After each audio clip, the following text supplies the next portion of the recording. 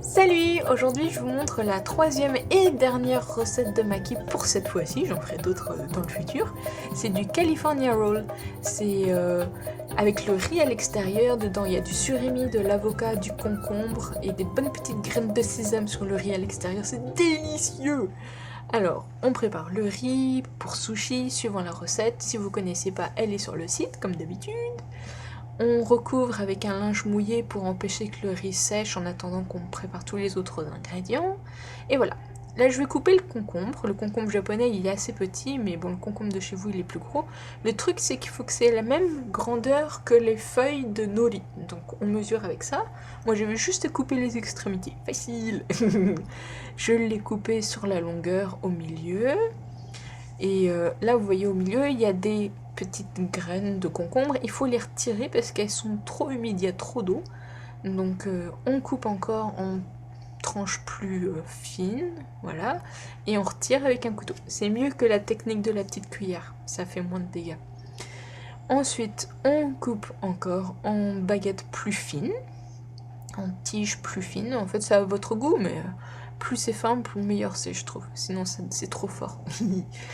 Et vous pouvez laisser la peau. Donc vous voyez cette taille là à peu près. Et la peau elle est bonne, donc voilà. Il suffit juste de laver propre. On coupe le reste du concombre et c'est prêt pour tout à l'heure. Voilà. L'avocat. Alors on le coupe au milieu, on fait le tour. Vous savez comment on coupe un avocat en même temps, pourquoi j'explique? Je sais pas moi. Vous l'ouvrez, vous retirez le noyau. Et là le truc, moi que je connaissais pas, donc je vous dis, c'est qu'il faut l'éplucher comme ça avec les doigts.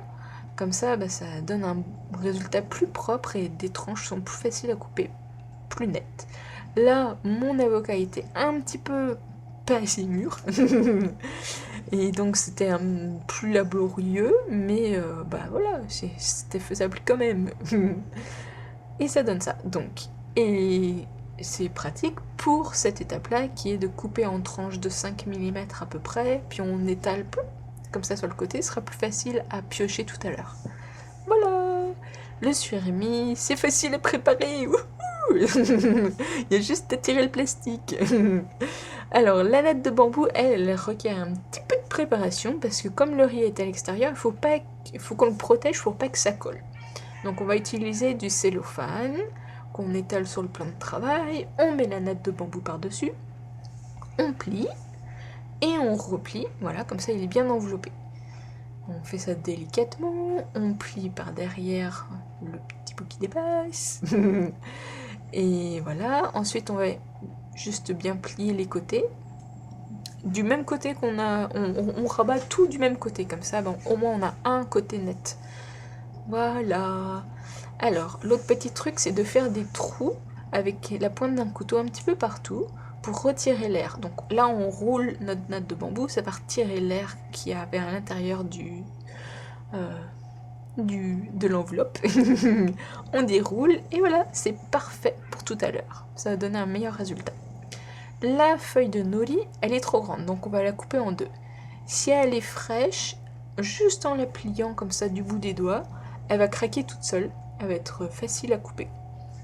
Voilà, ça fait crac. Donc on prend juste une moitié avec le côté rugueux, on va le garder sur le dessus, le côté brillant, on va le garder en dessous. Mais en fait, peu importe, puisque de toute façon, il y a de la nourriture sur les deux côtés. Un bol d'eau avec un petit peu de vinaigre de riz pour tremper nos mains. Comme ça, comme on va manipuler les riz, ça va empêcher qu'ils collent, en tout cas qu'ils collent trop, ça va coller quand même. Il faut qu'elle soit bien humide, pas dégoulinante, mais bien humide, voilà.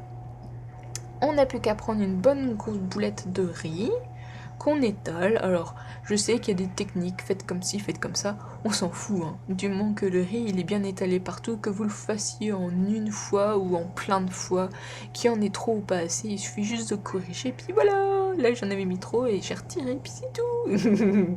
Faites style, pourquoi se compliquer la vie franchement. Donc on étale bien, on répartit bien, il n'y a pas besoin d'appuyer sur le riz, il colle tout seul de toute façon, donc c'est parfait. Voilà, maintenant on saupoudre des graines de sésame blondes ou noires, du moment qu'elles sont grillées, c'est pas grave, c'est bon les deux. Voilà, moi c'est ma partie préférée presque. Alors ici, il faut la retourner, parce que le riz est à l'extérieur. J'ai fait une erreur, je l'ai étalé sur le milieu de la natte de bambou. Il faudrait le faire plus vers vous, vers soi-même. Donc voilà, j'ai mis les tranches d'avocat. J'en ai mis pas mal, puisque c'est bon. Une petite baguette de concombre et du surimi. Voilà, tout simplement, c'est facile. Donc vous pouvez en mettre plus ou moins. Voilà, alors c'est pour ça, mon l'erreur c'était sur le... C'était pas assez sur le bord c'est plus facile après. Donc vous prenez la natte de bambou avec le pouce et l'index, vous faites rouler en retenant les aliments avec vos autres doigts.